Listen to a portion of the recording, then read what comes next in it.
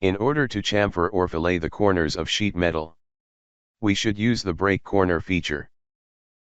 To activate the feature, click on the break corner icon on the sheet metal toolbar.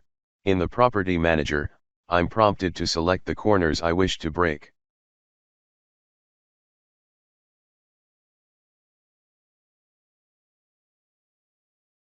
If I select a face, any external corners will be selected. In addition, if I window select the entire part or a portion of the part, only corners will be selected.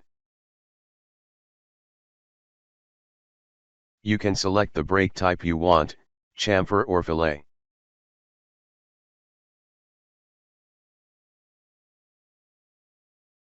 As you can see, the break corner feature is easy to use, but very useful.